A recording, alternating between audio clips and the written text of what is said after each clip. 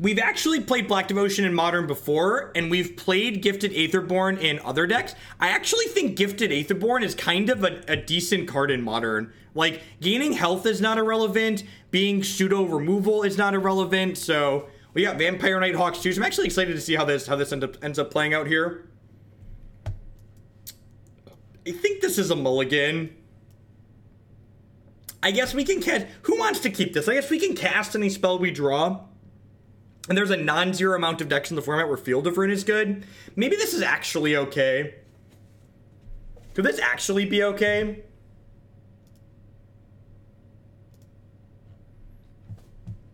It's hard to pass up a hand.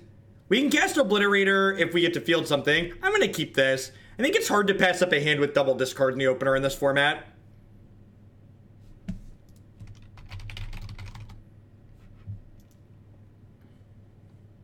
You know what kind... Yeah, I'm going to keep this purely so people can't check spots off their bingo cards, okay? That's all I'm saying. I am keeping this hand purely so people can't check close 7 and unkeepable 6 off your bingo cards. I'm on to you people telling me to mulligan. I am on to you people telling me to mulligan. I understand what you're up to. I know what your end goal is.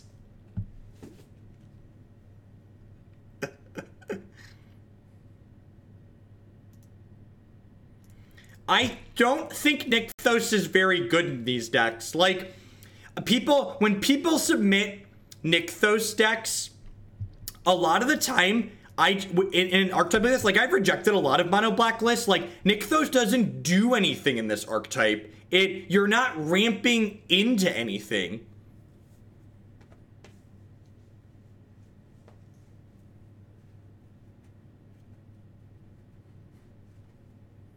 Hand needs a surgical, right?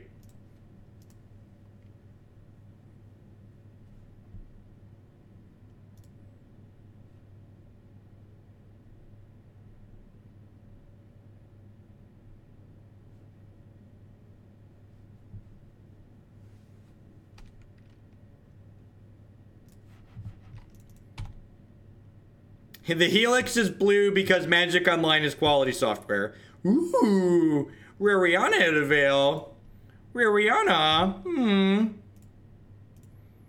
Would like to take your Helix. I would like to Bojuka Bog you. Take that, search for his Kenta. Aha!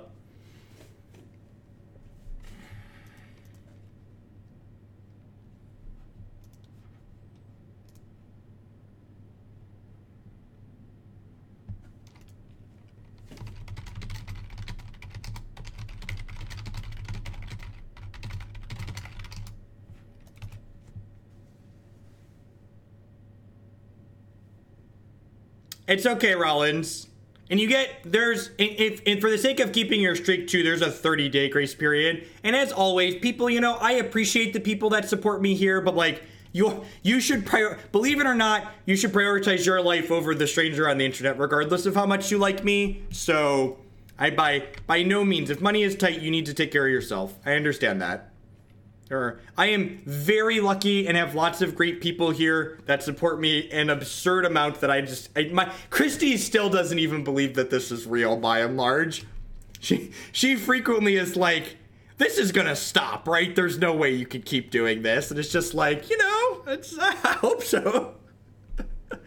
Oh.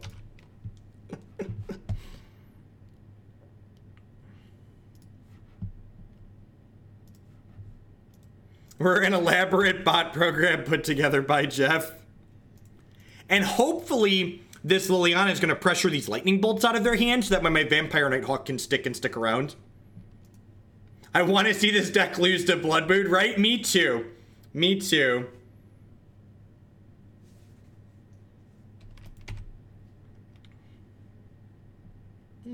That's actually pretty good.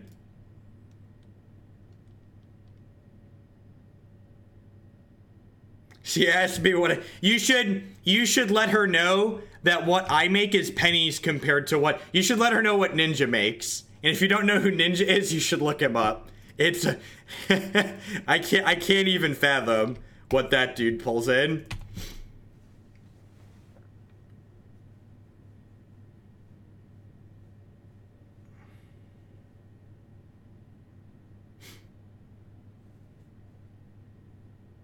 How much does Ninja make? He makes half a million a month in subscribers alone. Half a million a month from just Twitch, before donations, before bits, before sponsor money. And he just got signed by Red Bull. Yeah, it's probably close to $1 million a month. For people who aren't familiar, Ninja is the most popular streamer on Twitch right now. He streams Fortnite. He's very, very good at what he does. If you've never, even if you're not into Fortnite, you should go. If Ninja acknowledged people subscribing to his stream like I do, he would literally just be a sub name reading machine.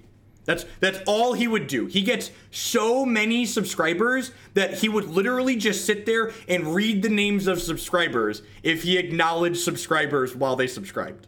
It's absurd.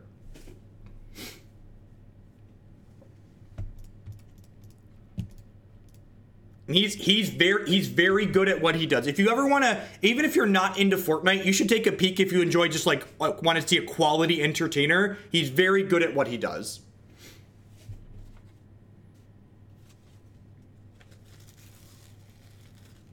He is the same age as I am.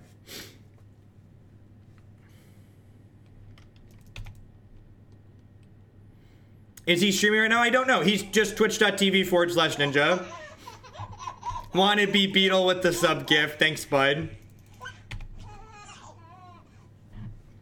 Twitch. Yeah, you should take a peek at him. He's very good at what he does. Like, obviously I don't want you to stop watching what I'm doing, but like he is just a good example of like, if you're good at what you're doing, you can make money doing Twitch. And I guess that makes it sound too easy too. So part of, and this is not to like downplay what Ninja does, because Ninja is very good at what he does, but like there's also a big part of Twitch, and even like getting as large as what I am, is like a big part of it is luck. Like it's luck, and it's right place, right time. You also have to be good at what you do to be successful at Twitch, but you also have to be in the right place at the right time and have the right push in the right directions to get there. So it's a little column A, little column B for sure. My viewer count just dropped. Everybody's like, oh, there's some other guy that's really good at what he does, huh? I don't gotta watch this Hogland guy anymore. It's really unfortunate that we haven't found a Phyrexian Arena yet. Phyrexian Arena would just let us bury this Just Guy opponent. Yeah, definitely. And I enjoy interacting with chat. And honestly, I don't think Magic could ever get big enough that, like, I wouldn't be able to interact with chat.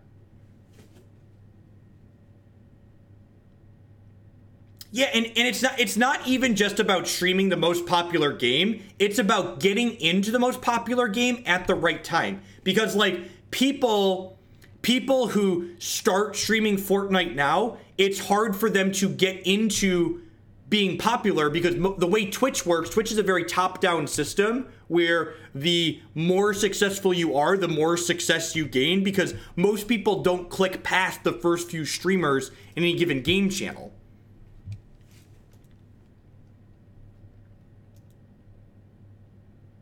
That's not strictly true, Watches. There's definitely an element of that, I think, but there's also definitely an element of you have to be good at what you do on top of being in the right place on the right time. I think it's disingenuous to have either approach. I think it's disingenuous to say luck is the only thing that matters, and I think it's also disingenuous to say that, like, if you're good at something, you'll automatically be successful at it. I definitely think that, like, both of those have to be true. Yes, yeah, and you can definitely work and be smart, like what I do when I talk about, like, the formats that I'm playing and choosing what I'm playing based on the popularity of it, and like looking at my numbers and stuff like that. That's all about being smart with how I position myself to make my content the most accessible and the most successful that it can be within the confines of Magic.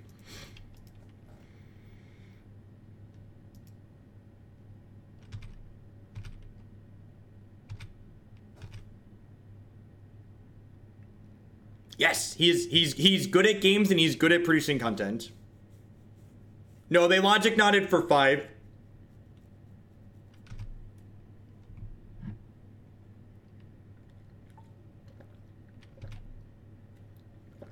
different people get different things out of Twitch, Magic Applegate.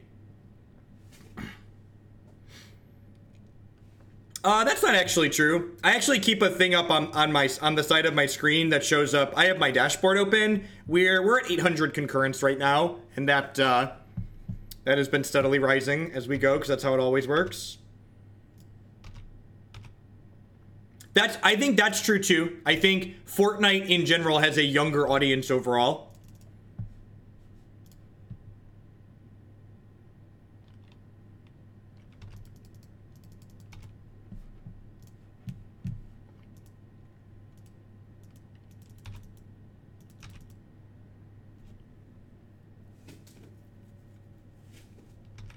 And like those types of fluctuations are like, those are normal in Twitch. And actually, so we're talking about like how you become successful in Twitch and like the things that it takes. Something that a lot of people don't know. So like my average concurrent viewers is around 700 viewers or so, right? Like I float between like 600 and 1,000 a lot of the time. One of the things that's interesting is that with Twitch, people are coming into and out of your stream constantly as you play and stream Magic. So if you're someone who's streaming with a lower amount of viewers, if you're not towards the top of your channel, the game channel that you're streaming, you're not going to replace viewers as they eventually leave. My phone must have heard you. That's great, Python. Someone asked how many subscribers I currently have. I currently have 1,300 unique subscribers that translate to 1,500 subscriber points thereabouts. Watching the NBA draft tonight. I do not do anything sports ball related, really. I'm going to be going to bed early tonight because I have to work a very long time tomorrow. All right, I think we're dead here. We're just not going to be able to power through this as Kanta and all their card advantage.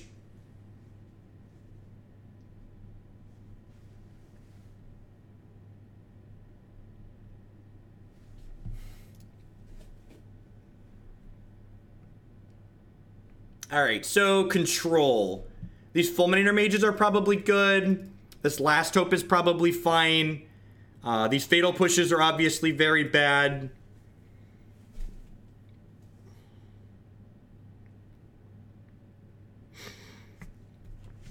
What does this card do? That seems bad against Path to Exile, so let's cut that. You're a thousandaire. Yep. I'm not sure, Bob. So actually it was sweet. So there's this website. I have a second here while we're sideboarding. I can't remember if I tweeted this one. I think I posted it in the subs Discord. So there's this website that pulls data from the Twitch API. And for the last 30 days for Magic on Twitch, I'm actually the 4th most viewed or most watched Magic channel in terms of like raw hours watched. And like obviously it's because I stream a lot too, but that's kind of neat to see. Like and Magic and SCG2 are things I wonder. So like for individual streamers, we're 1, 2, 3 right now. Open the stream to hear Jeff. What does this card do? So I know it's a good one. Larger Twitch streamers, when you reach a certain sub threshold, you get more than 2.5 per sub. After taxes, it's probably close to 2.5, but before taxes, Caleb is the #1 individual Magic streamer. And if you want to see that site, it's got a lot of fun data on it. I'm a data junkie, and the Twitch API has a lot of data. It's called Sully Gnome. So if you want to poke around and look at Twitch numbers and stuff, like this is one of the sites I use to like measure my metrics and like think about what I want to do when. Is Abrupt Decay probably worse than Maelstrom Pulse, right? Honestly, it's probably worse than Hero's Downfall too if they have Planeswalkers.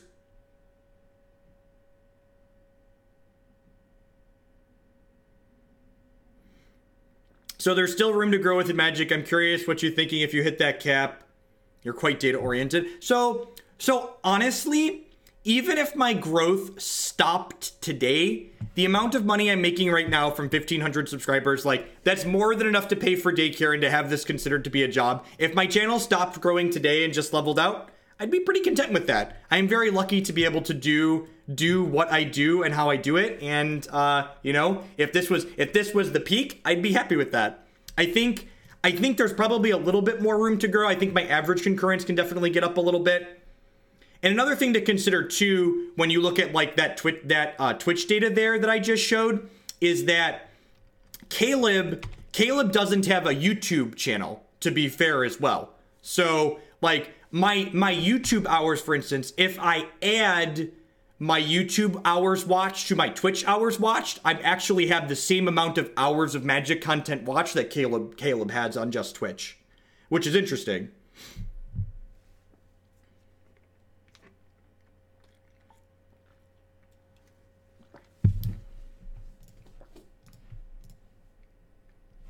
Can I ask how much of a financial commitment you have to make to start streaming? Well, honestly, to get started streaming, it's just you need to just have the drive to get in and do it. You need the basic equipment you need is just a computer that's capable of streaming, right?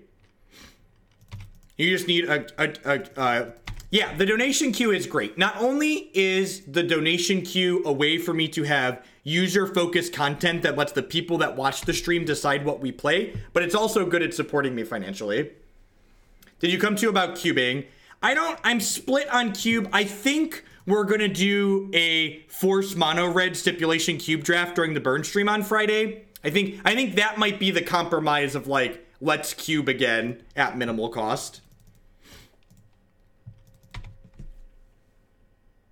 Is it complicated to report your earnings yourself and buy your own health? So I am in the very fortunate position of that my wife has a full-time job, and that is where we derive our health insurance from. I'm sure there would be a lot more complexity in what I do if I didn't have insurance via my wife through basically her traditional job. That's true. A good internet connection is important. That's true. My stream quality definitely went up when I gained access to fiber.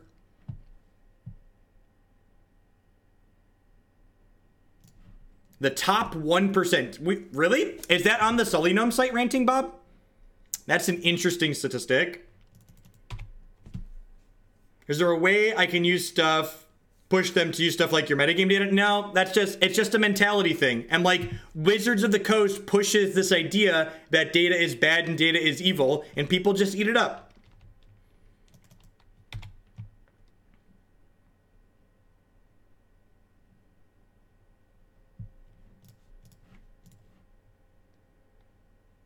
Today's going well. We 4-1'd with a really sweet blue-red Delver deck earlier today, and it looks like we might be losing this first match to Jeskai Control with this deck, but that's okay. That's okay.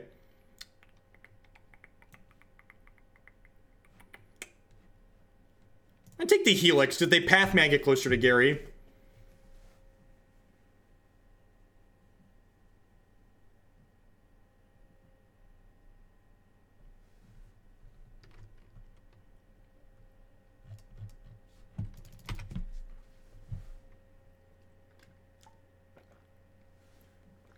Rowie, put these towards Possibility Storm, 10 out of 10. Thank you for the support. The Possibility Storm deck is sweet.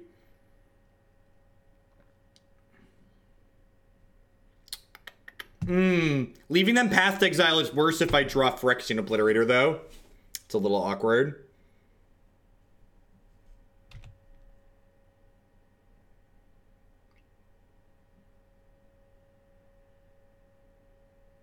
Like watching paint dry instead. Sorry. Sorry. Put this on the next Tireless Tracker deck in the queue. We'll do Last Chance. God bless the Candyman.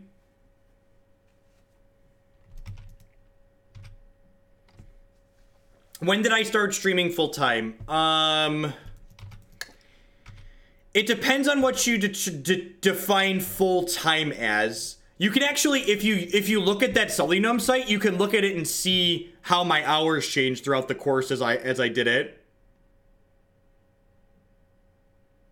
So, I think doing one cube as part of a 24-hour stream is probably fine. I wasn't planning to do any more cubes on stream, but 24 hours of just constructed, like, getting a little variety in there is probably fine.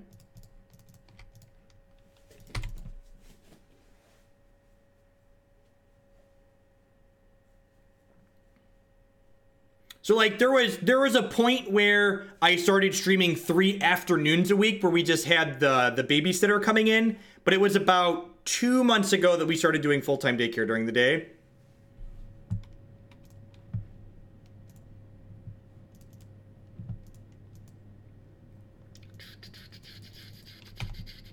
So there's the paths. They have Teferi and 3 cards we don't know. I can't just slam the Phyrexian Arena because we'll just die. So hopefully Gary can stabilize us here a little bit. I definitely think the fact that we didn't have early arenas in either of these games hurt us a lot. MTGO traders, their bots are open 24 hours a day, but their delivery that I have to do for borrowing cards is not. They close at 2 a.m. Central Standard Time, so I'm gonna have 7 hours to fill where I can't order new decks. I gotta drop traders a message. Usually, if I'm streaming while they're offline, they'll let me take out 2 or 3 decks at once. So if I pick up 2 or 3 decks from them and we do a cube while I can't get cards from them, that should fill out that last 6 to 7 hours with some variety still.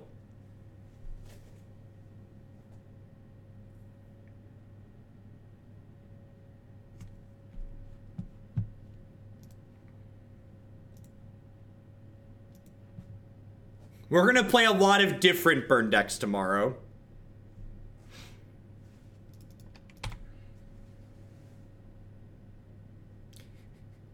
It's funny. I always feel kind of bad for Christy because Christy's like, I just can't explain what you do to people. At least like streaming on Twitch is like easier for her to describe to like coworkers and stuff that she meets rather than like traveling around the country to play a card game. Like this is like less obscure than that one. I told her she should just tell people I make YouTube videos because most people, even muggles, understand what making YouTube videos are, right? Like most people have no idea what Twitch is. Almost everyone's heard of YouTube.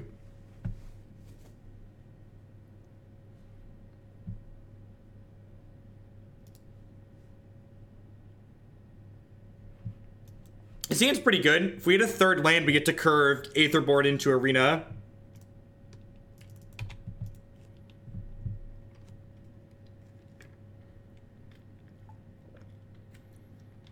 He's making educational YouTube videos. Yes, ooh, a burn strategy, eh? I probably want to bin this arena, huh? I probably don't want to play Phyrexian Arena against the burn deck. Nah, I'm going to bin Maelstrom Pulse instead. Oh, I need to bin 2. Yeah, let's just do this. Yesterday's update, Zach, I think. To content creation on the internet, they think about porn. Well, to be fair, the internet is for porn. The internet is for porn. More porn.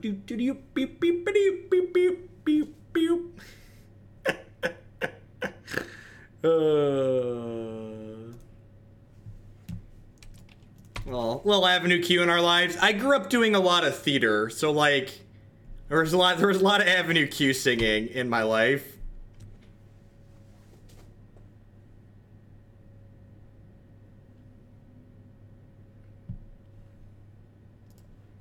All right, so it's a Liliana down tick here. And, like, we're starting our 3rd turn against Burn at 17 life. Like, God bless.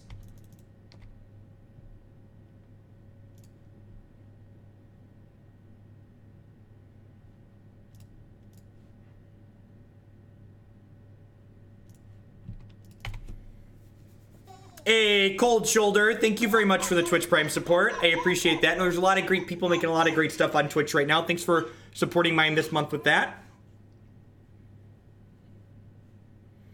The cult total from the 18th was approximately $2,500. Ulrich Urkasickle with the Twitch Prime support. Welcome, welcome, welcome. I do appreciate that. Thank you for the support. This is a little unfortunate.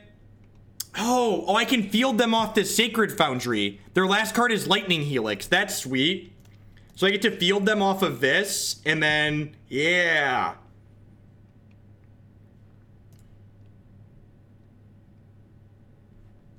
We did play against a burn deck that had a basic planes the other day. We did, in fairness here, we did play against a burn deck that had a basic planes the other day. I actually did this a while ago. Twitch is slow. Thanks for the support, the link between. You can buy a reserved list card with that.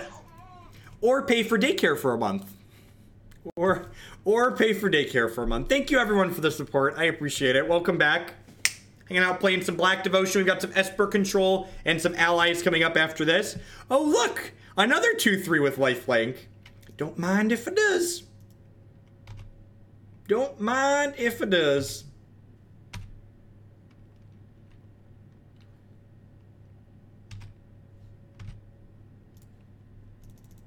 Man, could you imagine if we draw a Grey Merchant next turn? Just like slam that bad boy on the table.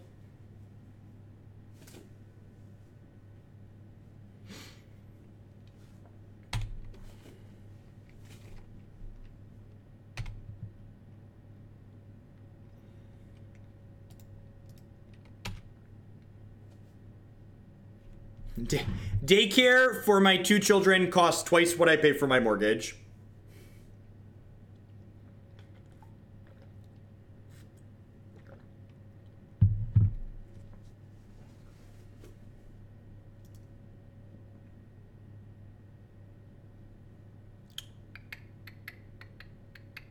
We don't really have sideboard cards for this matchup, but like at the same time, like I don't think that really matters. I think we have like between all of our main deck stuff, it seems like we have a pretty reasonable shot. Yes, and it's not like they're getting wealthy off what they do. Like I understand why daycares cost what they do. This isn't me. Like, the cost is like, well, it's expensive, but like, I understand why they cost what they do. It's not, if it's not subsidized, it's very costly to do what they do. Selling kids better EV than paying for daycare. Frowned upon, though. Frowned upon. You know, they don't like the selling of children on the secondary market. It's not a good scene. It's not a good scene.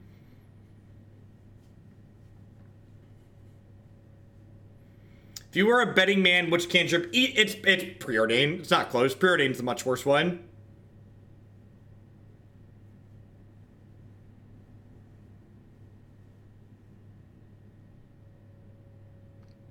I don't even think the money going up is even something that happens at daycares. Like, the lady who owns the daycare, like, works at the daycare. She's frequently at the front desk of the daycare when we come in and, like, drop the kids off and pick them up. I know.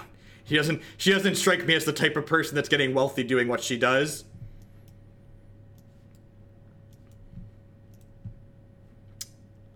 I think that's a keep. Yeah, it's definitely a keep against the Goblin Guide deck.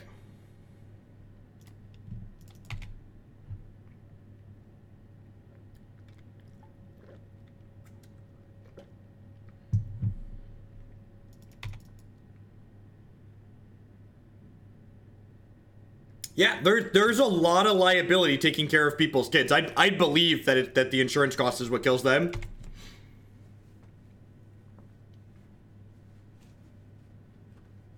The green spells are definitely awkward in a matchup where we care about our health total. Maybe just in general. Maybe just in general.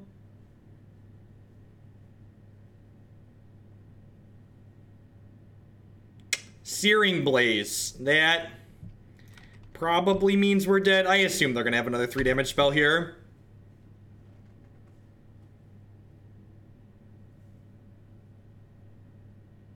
Yep. Would I play mill at an open? Probably not. I just don't go to enough opens anymore.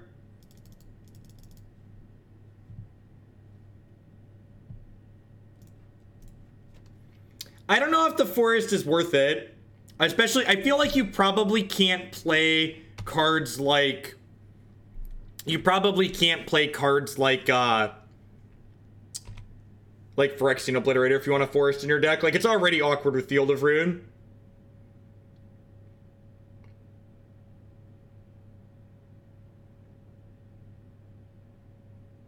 They have a Rift Bolt on suspend. By one of my fellow students at one of my professors is trying to spearhead a Twitch, YouTube-focused content creating degree at my school. That's interesting. As someone who exclusively does this for a job, I almost feel like having a degree in doing Twitch stuff doesn't seem like it makes sense. That just sounds like a school being willing to sell you a degree in anything you're willing to pay them money to get a degree in. Yeah, that sounds like some bullshit. It's like I was reading an article online about this guy who quit his job in a high school where he was tenured to get a master's degree in puppetry. Puppetry was the degree, the master's degree that he paid like $40,000 to get. And he was upset that he couldn't find a job with the degree that he had earned. And I was just like, holy shit. Just like, yeah, I mean, like, more power to you. Like, follow your dreams, but like, be realistic while you follow your dreams. Like, there's a reason why, like, I was a stay-at-home dad while I started streaming and doing this, and like, we only moved past doing that because it actually started making money. Yeah, just, you should follow your dreams, and you should make time to do the things that are important to you, but at the same time, you should also be realistic about your expectations and what's gonna happen. Yeah, seems pretty good. Needs some land, but decent other than that. Are people going to follow? Yeah, exactly. Are they going to follow you because you have a BA in streaming?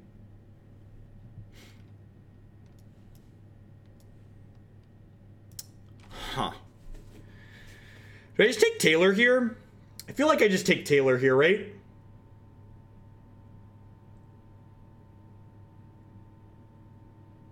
I think I'm supposed to take Taylor. Goblin guy potentially draw me some cards. Do you think that your job should be your passion or that your hobby should be your passion? I think what your job is should be determined based on how much money you can make doing something. Like, something that doesn't make you enough money to support you really can't be considered a job by, like, the definition of it, I don't think. And at least in my humble opinion, if you can't make a living doing it, and like, not everybody has the luxury of getting to like their job. I'm very fortunate in that aspect. Like, what I get to do here, I truly enjoy doing. And like, that's why I enjoyed teaching too. Like, I enjoyed teaching, and that's why I did it, because Lord knows teaching doesn't pay much money either. This pays far more than teaching ever did, which is a sad commentary on the American education system, but here we are.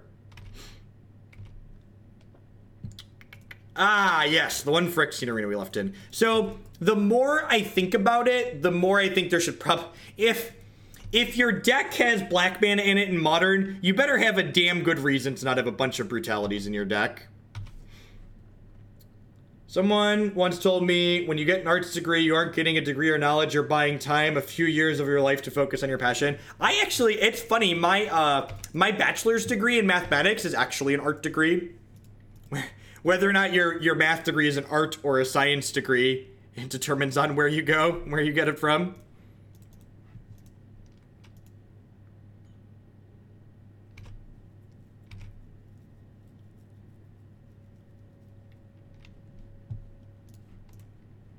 My master's degree is a science degree, though. My master's is a science degree. Your CS degree is an art degree. Let's call that one interesting. All right, so I'm going to play this Nighthawk out. If they bolt it, like, it still gained us 3, so I think that's fine.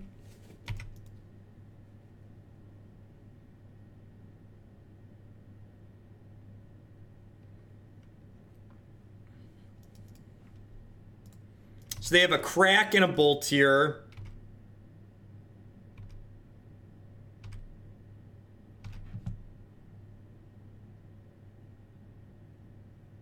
Sure, yeah, I agree, Dows. But like, to be fair, making more than I would make teaching is an exceedingly low bar.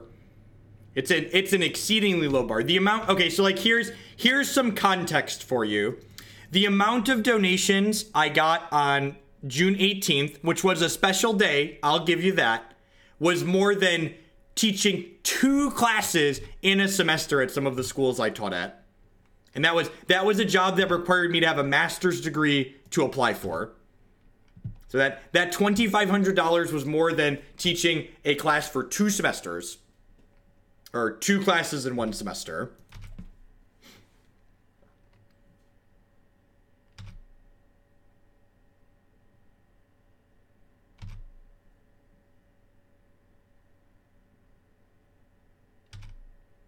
I'm a computer science student from Germany, and to get the correct homework of other students, I would like to know how much would I make, how much you made per hour teaching. So it's really hard to measure how much you actually make per hour teaching, because teaching isn't a job where you just like punch in when you get to the classroom and then leave. The amount of, God, they fucking drew Boros time. Oh no, we're dead, chat, we're dead. The amount of hours per week varies. And it varies too, like, if it's a class you've already taught before, it's far less work. Whereas, like, if it's a class I'm teaching for the first time, I have to make lesson plans and material and stuff like that, and figure out how I plan to grade and things of that nature.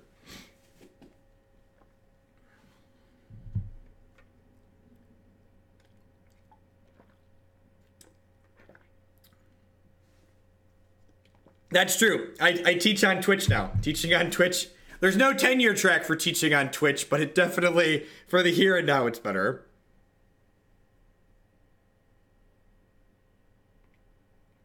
No, the salary by and large didn't depend on the number of students. There was only one school I taught at that paid based on number of students, and that was only if the number of students signed up. Like, I think they had a rule where, like, if the number of students signed up for a class was, like, less than, like, 8, you got paid based on how many were in the class. But, like, for 10 or more, or 8 or more, you just got paid a flat rate.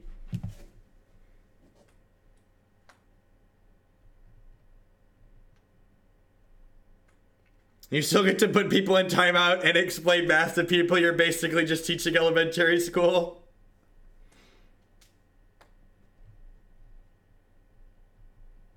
You're an online tutor to 800 people.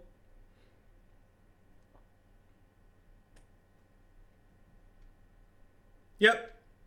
The amount of work teaching takes versus. So when I did my undergrad degree, I actually had an education minor, and the school I went to required me to student teach at a high school to finish that degree since I had an education minor. And after student teaching in a high school in Chicago for 3 months, I was like, nope, not teaching high school ever. That's not happening. And then thankfully I got accepted into a grad program that wanted to give me a TA, so.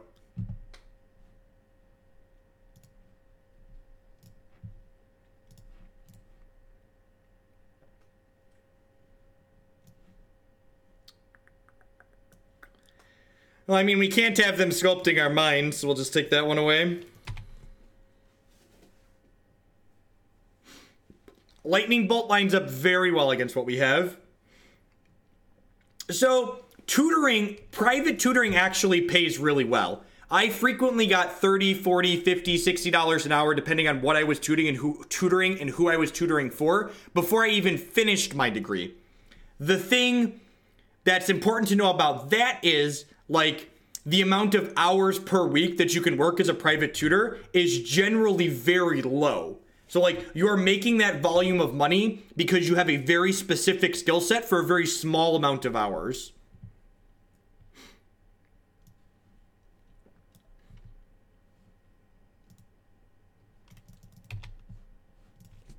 That's the other thing too. That's a big part of what teaching high school that makes it frustrating is, like, there were 2 things in my mind that made teaching high school not worth it. 1 was dealing with the kids that didn't want to be there, and 2 was dealing with the fucking helicopter parents. Helicopter parents are the stone worst. They are terrible.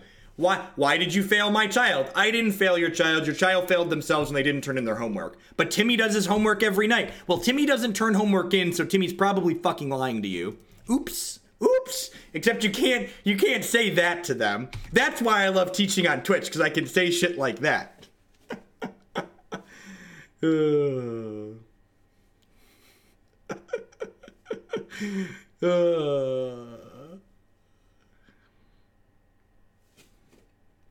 And that was the best part about teaching college. Like, I adjuncted at, like, community colleges, which often had parents paying for their students' education. And, like, when a parent comes up to you at the teacher's college and at a college and goes, how what's my kid's grade? I pay for their classes. I'm like, nope, I'm legally not allowed to tell you that. Gotta ask your fucking kid. Please leave my office. Are you my student? Nope, can't help you. Just get out of here.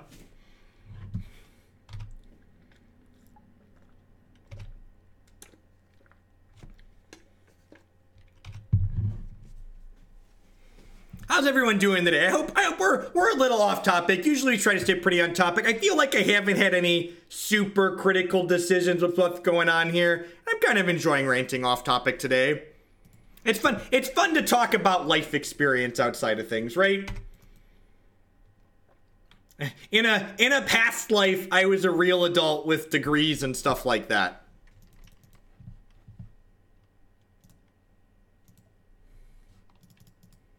Would you rather have a 5-hour argument with a helicopter parent or a 5-hour argument who honestly believes Tron and Bloodmoon are fair cards? Oh, lordy, that's a tough one. That's a tough one.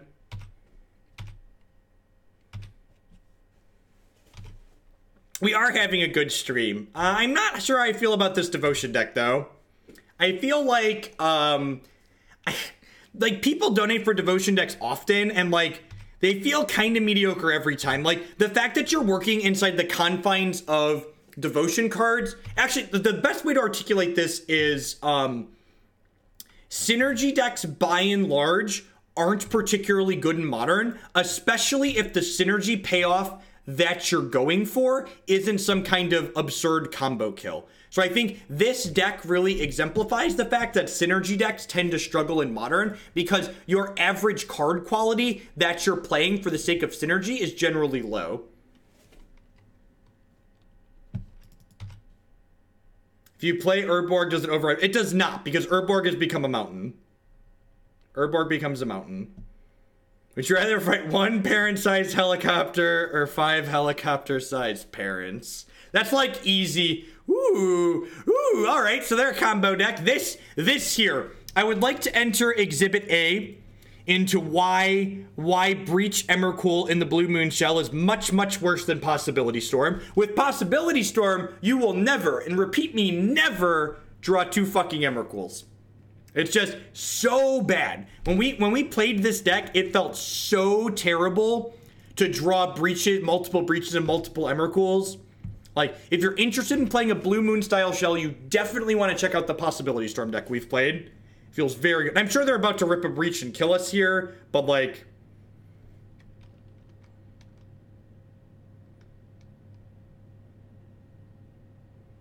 Would you consider Hollow One a synergy deck? Hollowed One feels like a pseudo synergy deck to me, but the individual pieces of Hollowed One are also high quality cards.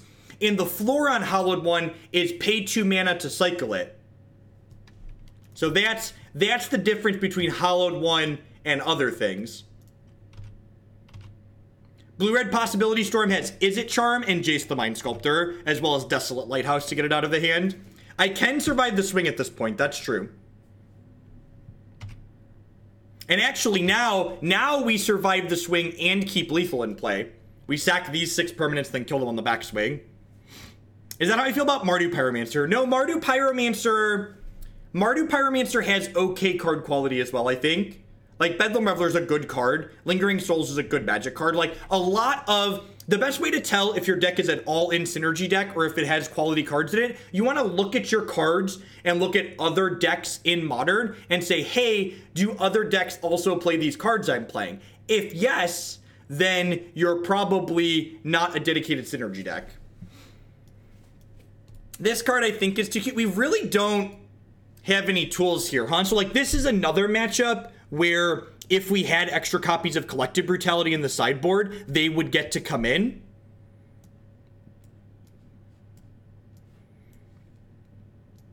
So I definitely think that not having more Brutalities is good. Brutality is also a card that allows you to convert some of your clunky synergy cards into tempo in the early game, which is nice as well.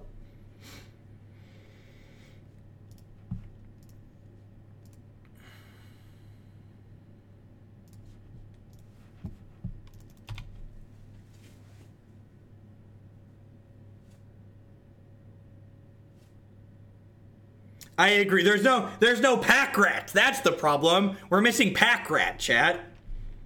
Pack Rat is why this deck was busted in Standard, right? Hey, Ace Faithless, thank you very much for the brand new Twitch Prime support. There's a lot of great people making a lot of great stuff on Twitch right now. Thanks for supporting mine this month. Welcome. The Delver deck was sweet. We went 4-1 in the match we lost. I punted and had some maybe bad deck building choices. So we are going to wait to run it back until we have Alpine Moon, because Damping Sphere was kind of awkward in the sideboard. And I think Alpine Moon is exactly what that deck wants. But we're definitely going to play more Blue-Red Delver before Indianapolis, because that might be a deck I play in Indy.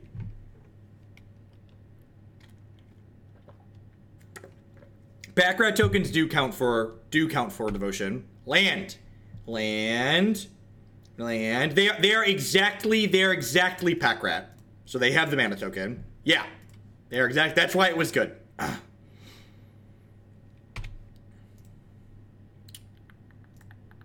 They are exactly Packrat. So if you wanted to ratchet bomb them, you had to ratchet bomb up to 2.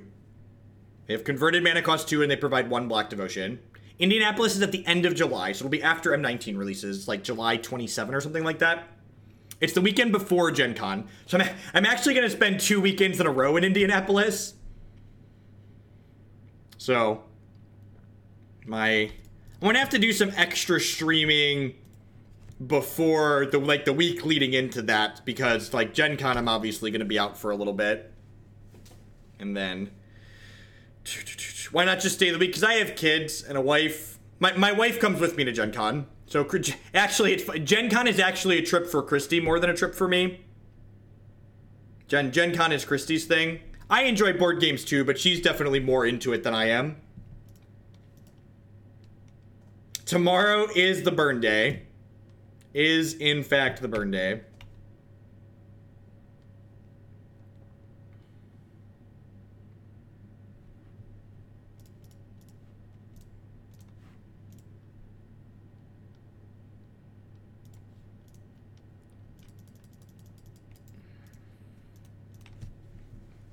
My costumes are supposed to be getting here today. We ordered them on Tuesday with 2-day shipping. We have some masks. We have some wigs. We're going to set up the green screen. I'm going to play with some stuff for that tonight. And a lot of good things.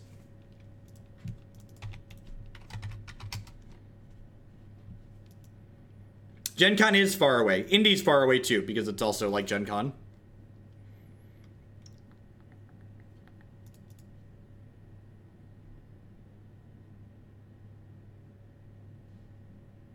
Yeah, we basically only play Euro games. Like, we don't... It's funny, when Christy tries to... What happened or changed after years? I started streaming more. So, if you look, I posted a tweet over the holidays that I was kicking up my streaming schedule. And then, as I started streaming more, we started getting more subs. And I started streaming more because we had more subs. And here we are. The rest is history.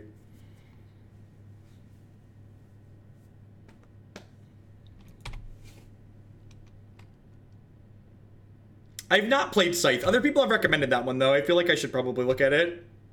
I need to write a blog post that I keep updated with all the different games I like playing.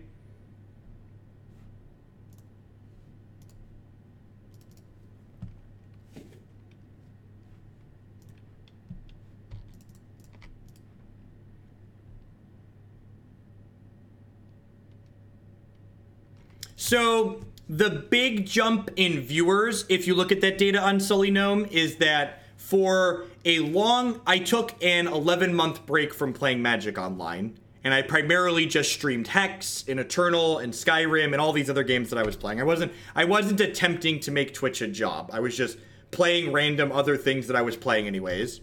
So for the part where my viewer count was primarily in the 100 to 200 range, that is because I wasn't streaming Magic.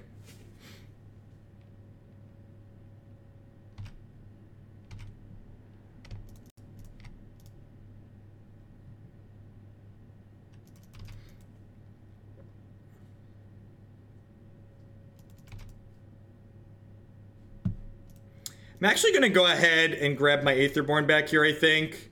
I could have also, like, hit a bigger threat as well.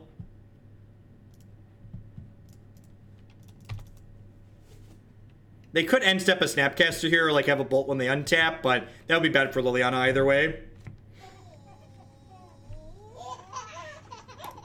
Hey, BC Toy, thank you very much for the Twitch Prime support. I do appreciate that. Welcome. Yeah, the paper streams were fun, and the paper streams were much better testing than Magic Online was. Like, when I was doing the paper streams, my goal for the paper streams wasn't producing good Magic content. My goal for the paper streams was, I'm gonna test Magic anyways, and then I might as well play it if I'm gonna be testing it anyways. Well, that was close. Almost died. Almost died. I think I'm gonna just end. I'm just gonna play this arena. I think you made the right decision not playing Magic Online. I don't know. I mean, I think you should play games for fun. And at the time, I wasn't enjoying Magic Online and I was enjoying playing Hex. So that's fine. And then when Hex made some decisions that caused me to stop enjoying their game as much, I started playing other things again, including Magic Online. Did they draw another Through the Breach? That's exactly how this game works. Yep. All right. Well, that was, I'm pretty sure last time we played Devotion, it went about as well as this. Yeah. So basically, I think I'm gonna reject these style of decks more aggressively. These, like I said during the stream, let's just close with the wrap up. I think the synergy decks like this that don't have the payoff of like some kind of combo that instantaneously kills your opponent just aren't good enough in Modern by and large. And I think that, like, the shell of, like, these discard spells and these pieces of removal, this is just a bad green-black rock deck. Like, the payoff that you're getting of Grey Merchant and being able to cast, like, Phyrexian Obliterator is not good enough for the sacrifices that you're making for the card quality that you're playing. I even Hailfire Nykthos. Like, here's the thing about Nykthos. This is why Nykthos is garbage in a deck like this. If Nykthos is doing something meaningful for you, your board is fucking huge and you should probably be winning the game anyways.